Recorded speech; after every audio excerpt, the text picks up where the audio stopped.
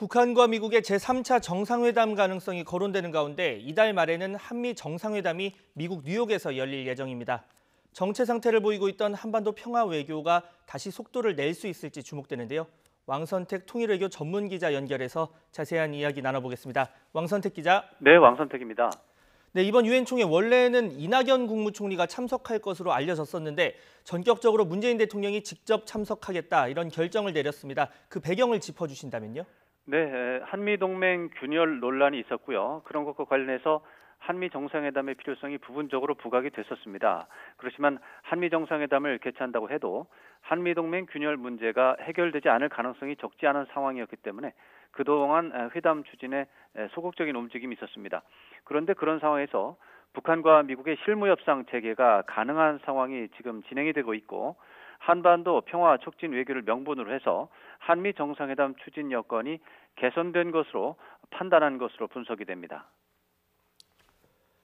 자, 그렇다면 한미 동맹에 균열이 있다 이런 논란이 이번 정상회담을 통해서는 깔끔히 해소가 될 수 있을까요?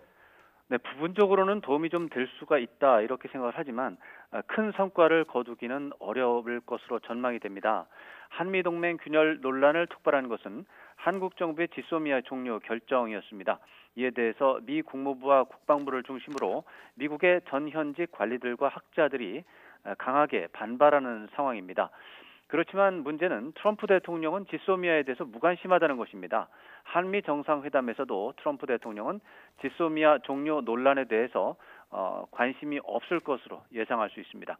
트럼프 대통령의 관심사는 방위비 분담금을 획기적으로 올리는 문제입니다.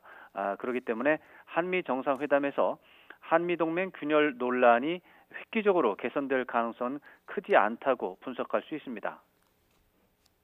네, 그렇다면 아무래도 이번 한미 정상회담의 최대 의제, 이 방위비 분담금 문제가 되겠네요. 네, 그렇습니다. 트럼프 대통령의 관심사가 방위비 분담금 인상인 만큼 어쩔 수가 없는 상황으로 볼 수 있습니다.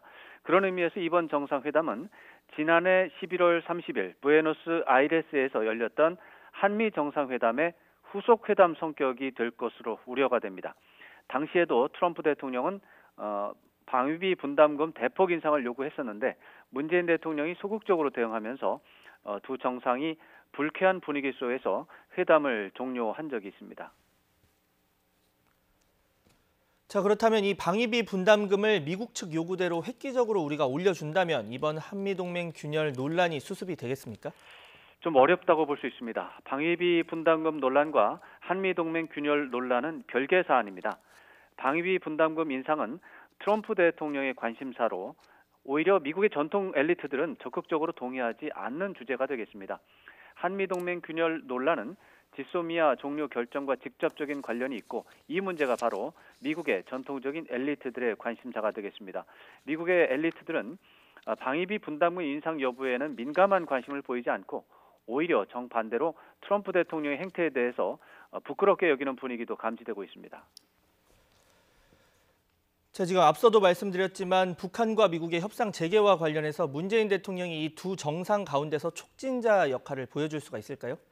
이 주제에 대해서도 부분적으로는 이번 정상회담이 도움이 될 것으로 전망되지만 근본적인 한계가 존재하고 있다는 점도 또 부정할 수가 없습니다.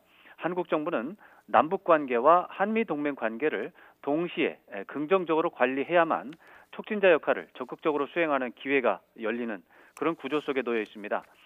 그런데 현재는 남북 관계에서 신뢰가 훼손이 된 상태고 한미 동맹도 균열 논란에 빠져 있는 만큼 촉진자 역할을 담당하기에는 상당히 결정적인 제약이 존재한다고 볼 수 있습니다. 그렇기 때문에 촉진자 역할을 적극 수행하는 것에 관심을 두기보다는 그 전 단계로 촉진자 역할을 수행하기 위한 여건을 개선하는 차원에서 한미동맹 정상화를 목표로 삼는 것이 현실적인 목표가 될 것으로 보입니다. 그런데 이제 한미동맹 정상화는 지소미아 종료 결정을 철회하는 문제, 더 나아가서 강제징용 배상 판결과 관련한 파문을 수습하는 문제까지 연결이 되어 있기 때문에 장기적이고 구조적 차원의 시각과 또 외교 전략이 필요한 상황이라고 하겠습니다. 네, 지금까지 왕선택 통일외교 전문기자 연결해서 향후 전략 등 들어봤습니다.